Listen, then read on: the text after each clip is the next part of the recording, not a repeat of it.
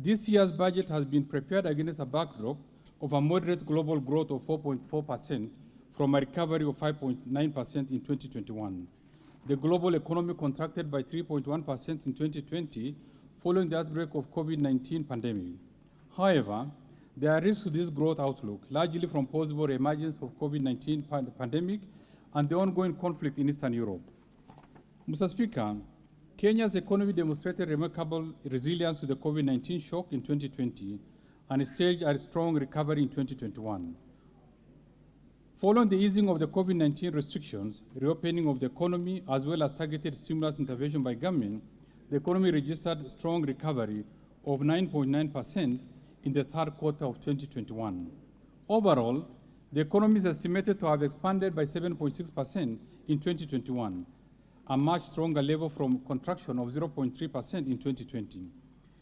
In 2022, the economy is projected to stabilize at 6%, supported by recovery in agriculture, industry, and service sectors.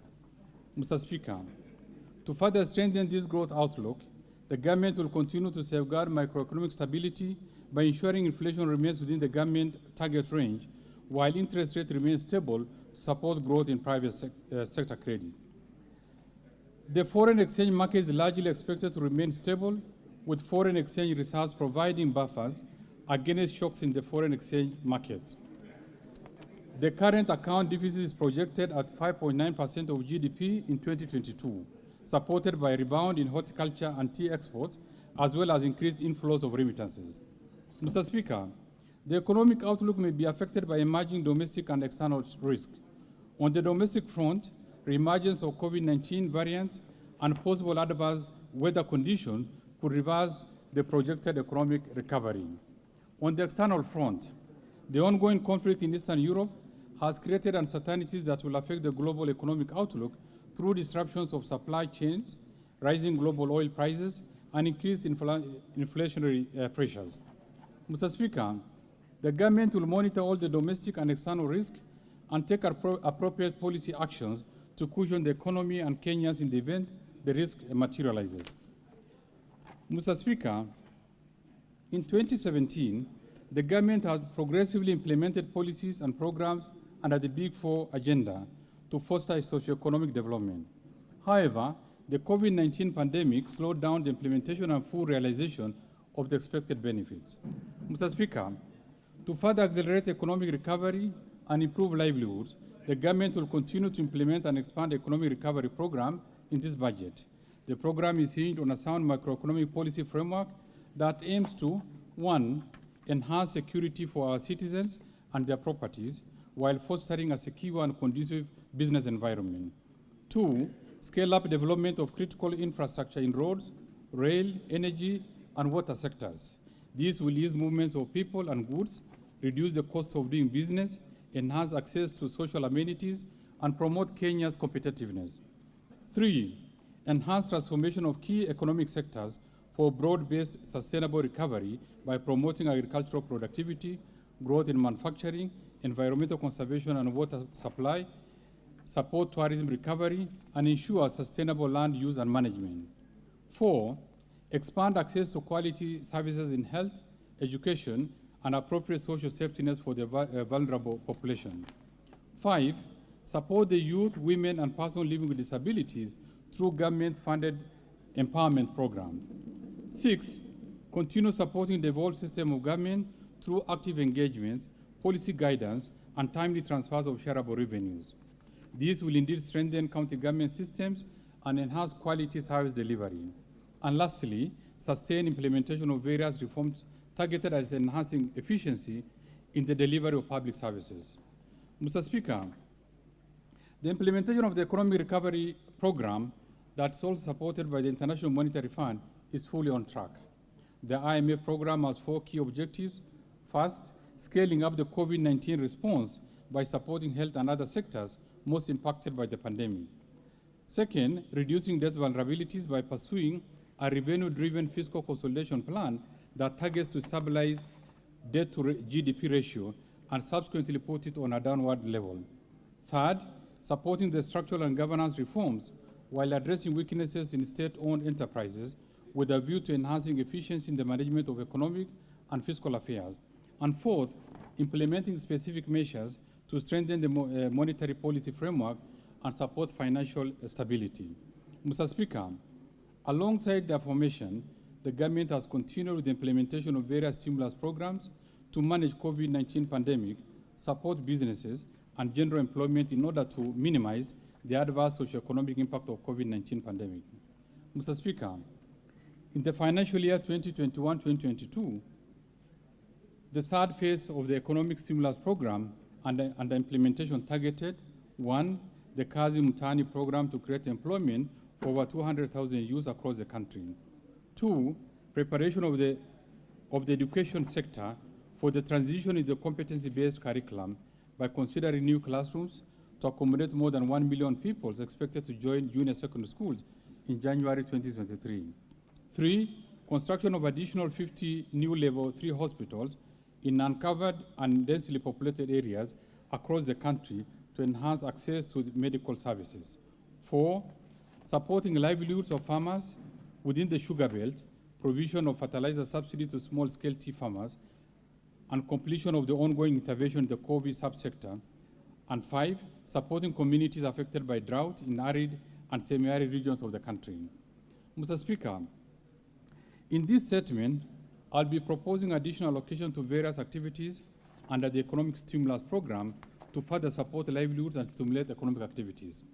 Mr. Speaker, in this budget, the government will strive to enhance the role of the private sector in the economy, including financing infrastructure projects through the public-private partnership, support micro, small, and medium enterprises by facilitating access to finance, invest in ICT and digital infrastructure to support the use of digital platforms to facilitate e-commerce and efficient delivery of public services, promote and strengthen local and foreign resource mobilization efforts to sustain funding of the identified development projects and programs, improve social protection through targeted policy interventions and programs, to promote local production processes and domestic supply value chains, and lastly, strengthen the monitoring and evaluation system for quality outcomes of the projects. Mr. Speaker, implementation of the socio-economic policies and structural reforms have seen Kenya graduate from a low-income to a middle-income country with an estimated per capita income of Kenyan shilling 244,000 in 2021. This is a significant leap of 92.1% from the level of Kenyan shilling 127,000 in 2013. Our vision is to achieve the upper middle income status by 2030 with a minimum per capita income of at least Kenyan shilling 453,000. Mr. Speaker, looking back since 2013, when the current government took reign of power, Kenya has achieved monumental milestones, especially at the macroeconomic level. For instance, the economy has grown by 155% from the value of Kenya shilling 5.3 trillion in 2013 to Kenya shilling 13.5 trillion in 2022. 2, a strong economic growth, averaging 4.6%, has been realized over the period, including impressive recovery of 7.6% in 2021 from a contraction of 0.3% in 2020, occasioned by the COVID-19 pandemic. Third, cumulatively 5.1 million new jobs in both formal and informal sectors were created. Fourthly, the economy has maintained macroeconomic stability with inflation rate within target and interest rates remaining stable. The average annual inflation rate declined from 7.2% in 2013 to 5.7% in 2021. Fifthly, the commercial bank lending to the private sector doubled from Kenyan shilling 1.5 trillion to Kenyan shilling 3.1 trillion in 2021. Sixth, successfully lengthened the average time to maturity for treasury bonds from 7.4 years in June 2013 to 9 years in March 2022. This has improved the maturity profile of domestic debt and supported refinancing risk mitigation. Seventh, the foreign exchange market has remained stable, with the official foreign exchange reserves increasing from US $6.5 billion or 4.4 months of import cover to US $9.5 billion or 5.6 months of import cover in 2021. The current account deficit improved by dropping from 7.7% of GDP in 2013 to 4.9% of GDP in 2021, effectively supporting the stability of the foreign exchange market. Annual diaspora remittance grew by close to 300% from Kenya shilling 112 billion in 2013 to the current Kenya shilling 436 billion in 2022. Foreign direct investment rose from Kenya shilling 56.7 trillion in 2013 to Kenya shilling 75.1 trillion in 2027. Ordinary revenue collection has more than doubled from Kenya shilling 0.8 trillion in the financial year 2012-2013 to Kenya shilling 1.8 trillion in the financial year 2020-21, and further to Kenya shilling 2 trillion in the financial year 2021-2022. The poverty prevalence rate declined from 36.1% in 2013 to 33.6% in 2019. Mr. Speaker, the ongoing police reforms aimed at protecting lives and enhancing general security of the citizens have significantly improved the ratio of police to citizen, from 1 policeman to 1,000 citizens in 2012 to the current 1 policeman to 462 citizens. With regard to the infrastructure, Mr. Speaker, the government has constructed an additional 10,500 kilometers of tarmac roads spread across the 47 counties, facilitating efficient movement of people and goods, thereby rapidly stimulating economic activities. Mr. Speaker, the completion of the standard gauge railway has not only eased movement of passengers during the period, but also led to the transportation of 17.6 million tons of cargo between 2018 and 2021. During this period, over 6.5 million passengers have used the standard gauge railway. This has had positive effects on the economy, including creation of jobs. Mr. Speaker, within the same period, the government tripled power generation from 1,300 megawatts to the current 3,900 megawatts. Of these, 73% is from green source, thus consolidating Kenya's leading generation of green energy in Africa. This has significantly increased the number of households connected to electricity to more than 8.3 million today, compared to 2.3 million in 2013. Mr. Speaker, the international oil prices have been rapidly rising for close to a year without any sign of easing. Conscious of the adverse impact of the high oil prices on all sectors of the economy, the government has taken deliberate steps to subsidize palm prices through the Petroleum Development Levy Fund. This action has stabilized palm prices and consequently prices of goods and services. The government remains committed to provide adequate resources to mitigate the rising cost of fuel. Mr. Speaker, in its pursuit to increase productivity while staying on the economic transformation trajectory, the government has sustained the pace of investment in all sectors. The agricultural sector remains the largest contributor to our GDP and priority under the Big Four agenda on food and nutrition security. The government has continued to support large-scale production of staple food, expanded irrigation schemes, increased access to agricultural inputs, and supported smallholder farmers to sustainably produce and market various commodities. In addition, the government introduced the warehouse receipt system to reduce post-harvest losses. Mr. Speaker, the price of fertilizer has more than doubled in the last 1 year and is still rising. To safeguard food security in the country, the government has allocated Kenya shilling 3 billion to subsidize farmers during the current planting season.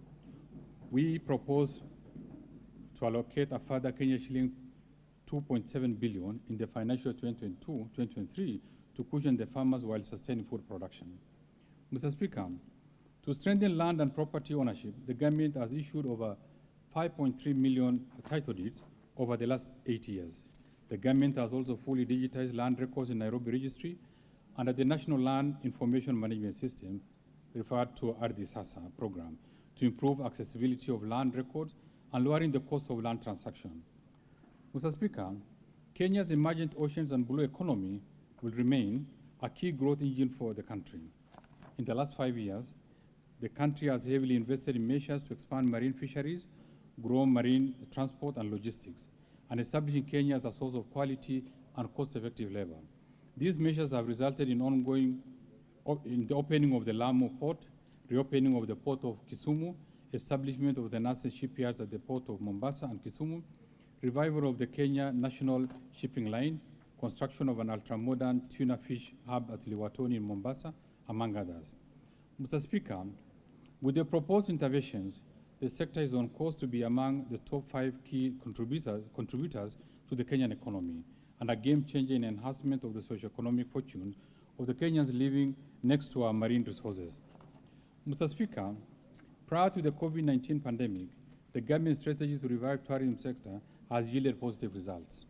The earnings from the sector had increased by 74% from Kenya shilling 94 billion in 2013 to Kenya shilling 163.6 billion in 2019. Tourist arrivals had also increased from 1.5 million to 2 million during the same period. In 2020, these numbers significantly declined due to the adverse effects of COVID-19 pandemic. Mr. Speaker, in the health sector, hospital bed capacity increased from 56,069 in 2013 to 82,291 in 2020. This increase attributed to over 1,912 new hospitals constructed across the country by the national county government. Further, the introduction of free maternal health care program, dubbed Linda Mama, initiated in 2016, has led to the decline of maternal mortality rate by 26%. This program, alongside the Beyond Zero campaign led by the First Lady, has significantly contributed to the improvement of maternal health care in the country. Mr. Speaker, to address the growing cancer burden over the last decade, the government has formulated appropriate policies and allocated sufficient resources to guide the delivery of cancer testing and treatment services. Some of these interventions include: 1, establishment of the National Cancer Institute as an overall coordinating agency; 2, construction and equipment of comprehensive cancer centers at Kenyatta National Hospital in Mombasa, Nakuru, and Garissa counties; and 3, support to 10 county referral hospitals to operationalize chemotherapy clinics. Mr. Speaker, to address the quality of education in the country, the government has rolled out radical reforms in the sector that have significantly improved the quality of education in the country. For instance, the investment in the sector has seen the number of primary schools increase from 26,549 to 32,437, and secondary schools from 7,174 to 10,413 between 2012 and 2020. The number of technical and vocational education training institutions also increased from 701 to 2,301 during the same period. As a measure of unprecedented success, transition rate from the primary secondary schools moved from 64.5% in 2012 to the current 100%. In addition, under the radical competence-based curriculum, the plan for the first group to join junior secondary schools in January 2013 is well on course. Mr. Speaker, following the sustained investment in human capital development, Kenya was impressively ranked position 3 in sub-Saharan African region with a human capital index of 0.55 in the year 2020. Mr. Speaker, from 2013 to 2021, the government disbursed Kenya shilling 151.6 billion through the Inua Jamii program support over 1.2 million vulnerable persons, among them orphans, the elderly, and persons living with severe disabilities. Further, the government disbursed Kenya shilling 6.95 billion to support women, youth, and persons with disabilities enterprises through 74,021 groups under the Ways of Fund. Mr. Speaker, to improve efficiency in the delivery of government services, the government initiated and operationalized 52 Huduma centers across the country. In 2014, the government launched the e-Citizen platform, where 350 government services have now been successfully migrated. The platform has since served over 27.2 million customers, while raising Kenya shilling 87.1 billion in revenue for the government. Mr. Speaker, in 2013, the government successfully rolled out implementation of the 2010 Constitution. The 47 county governments, independent commissions, and other institutions established by the Constitution were duly operationalized, albeit with huge financial requirements, thereby straining the country's fiscal position. Mr. Speaker, to build on the milestones achieved so far, we'll be implementing the following policy, legal, and institutional reforms to improve the business environment, increase efficiency in public service delivery, and strengthen transparency and accountability in public finance management. Mr. Speaker, the government has continued to implement various reforms in procurement to improve efficiency and transparency, enhance good governance, and promote savings in the procurement process. Among the reforms is the procurement of an end-to-end e-government procurement system, whose pilot phase will commence in July 2022, with a target date for full rollout to all ministries, departments, and agencies in January 2023. Mr. Speaker, on framework contracting, we have submitted to this House for enactment the Public Procurement and Asset Disposal Bill 2021. This bill provides for multiple awards where several bidders can be awarded the same contract. Once enacted, it will hasten the delivery of services to citizenry and support local farms, particularly in specialized areas like pharmaceuticals, supply of foodstuffs, and commodity markets. Mr. Speaker, further, we have put together a framework that harmonizes the qualification for supply chain management personnel that clarifies competencies for the various cadres in the supply chain management function. In this respect, I direct all procuring entities to adhere to the requirement of this framework. Mr. Speaker, the government commitment to empowering SMEs owned by women, youth, and persons with disabilities under the Access to Government Procurement Opportunities Program remains firmly on course. In this respect, National Treasury has re-engineered the AGPO portal to enable real-time registration and monitoring. The system has further been linked to other government institutions to facilitate faster verification and reporting. Mr. Speaker, we have undertaken a comprehensive assessment of vulnerabilities in state-owned enterprises. In particular, the in-depth financial evaluations of selected state-owned enterprises, excluding Kenya Airways, that face the largest financial and fiscal risk, revealed a cumulative liquidity gap of shilling 383 billion over the next 5 years. This gap is expected to be covered by undertaking specific policy interventions to improve efficiencies, reduce costs, and increase revenue. Mr. Speaker, in order to enhance the operational and financial efficiency of state-owned enterprises, we shall, first, implement the blueprint on governance reforms, on enforcement and separation of roles and responsibilities among institutions that exercise oversight. Second, fast-track the implementation of government investment management information system and capture, among others, all loan advance to the enterprises. Third, extend the coverage of financial evaluations to other state-owned enterprises to be able to anticipate, quantify, monitor, manage, and mitigate fiscal risk from the state corporations. Mr. Speaker, Kenya Airways plays a major and catalytic role in the economic development of this country. The airline is facing severe cash flow constraints following the global lockdowns triggered by the COVID-19 pandemic. The government, as a major shareholder, supporting the restructuring of Kenya Airways to adapt to the challenges facing the aviation industry due to the adverse impact of COVID-19 pandemic.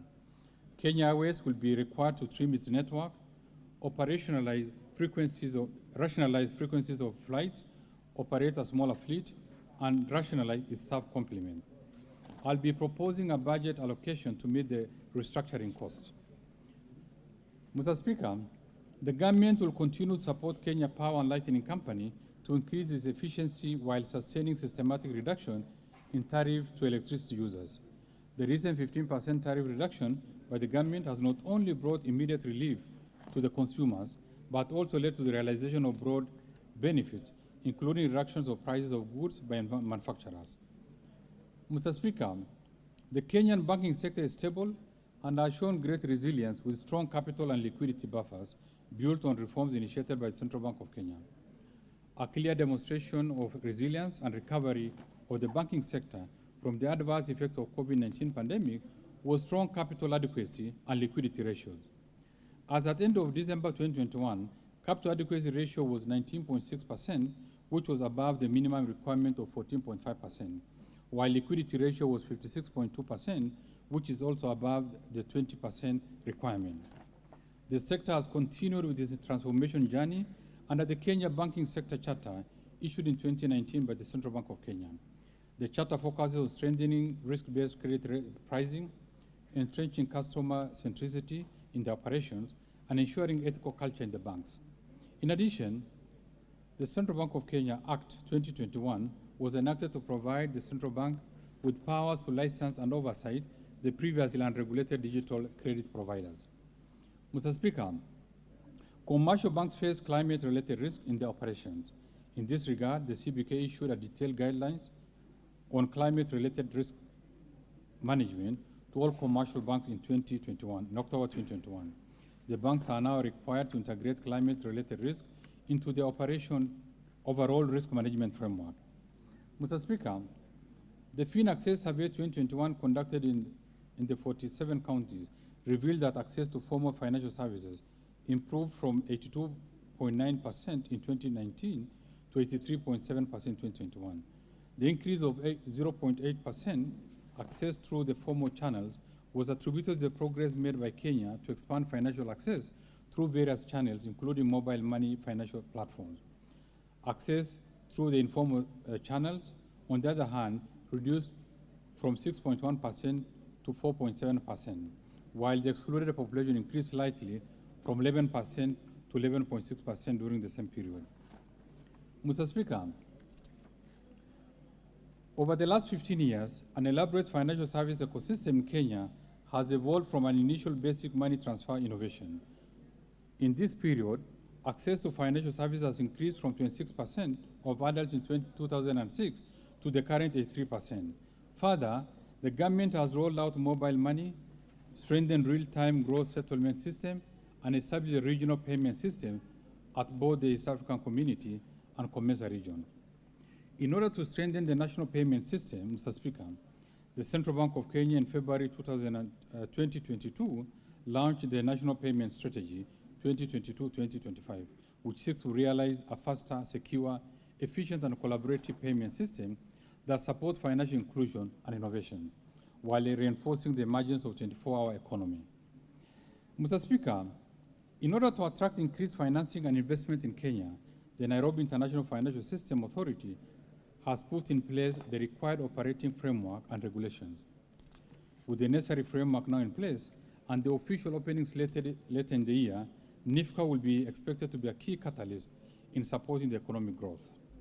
Mr. Speaker, the Kenya Mortgage Refinance Company continues to play a leading role in the delivery of affordable housing in Kenya. I am pleased to know that since September 2020, KMRC has disbursed over 2 billion to 7 primary mortgage lenders and is currently processing an additional 7 billion. To provide a sustainable source of funding and to complement the existing credit lines, the company whose bond was recently listed at the Nairobi Security Exchange successfully issued its first corporate bond of Kenya shilling 1.4 billion under the medium-term note program of Kenya shilling 10.5 billion. Mr. Speaker, since the launch of the Credit Guarantee Scheme in December 2020, total loans extended to micro, small, and medium enterprises under this scheme had surpassed Kenya shilling 2.2 billion by December 2021. This has expanded access to affordable credit to micro, small, and medium enterprises to 45 counties across 11 different sectors of the economy. To enhance coverage of the scheme, additional participating financial intermediaries will be brought on board. Further, the government will seek support of development partners to increase the scheme's capital from the current Kenya shilling 4 billion to Kenya shilling 10 billion over the medium term. Mr. Speaker, to deepen capital markets, the government is undertaking a review of the legal and regulatory framework to address emerging issues in the capital market space. These include, among others, aspects on collective investment schemes and investment-based crowdfunding. In addition, the government is installing a new central security depository system at the Central Bank of Kenya to support planned reforms in the secondary trading of government bonds. Mr. Speaker, to enable more investment advisors offer investment advisory services, I propose to amend the Capital Markets Act to expand the spectrum of persons who can act as investment advisors. This will allow single director companies and partnerships to be licensed as investment advisors. Mr. Speaker, the payroll of the public service pension continues to grow and had more than 300,000 pensioners and dependents as of December 2021. The National Treasury will roll out the much-awaited re-engineered pension management system in the course of the financial year. The system will offer an end-to-end enterprise resource planning solution in the management and processing of pension benefits. Mr. Speaker, the Public Service Superannuation Scheme that was operationalized in January 2021 has attracted more than 352,000 members with a current fund value of shilling 27 billion. The scheme is eventually expected to ease pressure on the pension wage bill while guaranteeing sustainability of public service pension. Mr. Speaker, to further improve the pension policy framework, the National Treasury is developing an overarching national pension policy that sets the guiding principles for application across board on structuring and management of retirement benefits for public servants. In order to widen the scope of investment, where pension schemes can invest their funds, Mr. Speaker, I propose to amend the retirement benefits investment guidelines to include the unlisted real estate investment trusts incorporated in Kenya that are approved by the Capital Markets Authority. Mr. Speaker, the much-awaited government-backed pension scheme for informal sector workers, Kenyan National Entrepreneur Saving Trust, KENEST, targeting 15 million marginalized informal sector workers, has now been registered. To operationalize the scheme, the government is restructuring the M-Akiba bond platform for safe and secure investment for the unique, heterogeneous informal workers. To this effect, the National Treasury is working with stakeholders in the financial sector to roll out the scheme across the 47 counties in the course of this financial year. Mr. Speaker, in the recent times, motorcycles and three-wheelers have increasingly been engaged in commercial fare-paying passengers business. Unfortunately, the number of accidents in this category of business have been on a steady rise, yet the owners of motorcycles do not have insurance cover to cater for any treatment in case of injuries or compensation in case of death or any other damages caused by an accident involving motorcycles. In this respect, I propose to amend the insurance regulations to require motorcycles and three-wheelers used by fare-paying passengers to take insurance for their passengers. Mr. Speaker, in an effort to strengthen disaster risk management in the country, the government will fast-track the enactment of the disaster risk management policy and bill, finalize the disaster risk management strategy, and update the disaster risk financing strategy. In addition, the National Treasury will expedite the finalization of Public Finance Management Regulation 2022. Mr. Speaker, in order to demonstrate our commitment in addressing climate change, the government will implement the Financing Locally Led Climate Action Program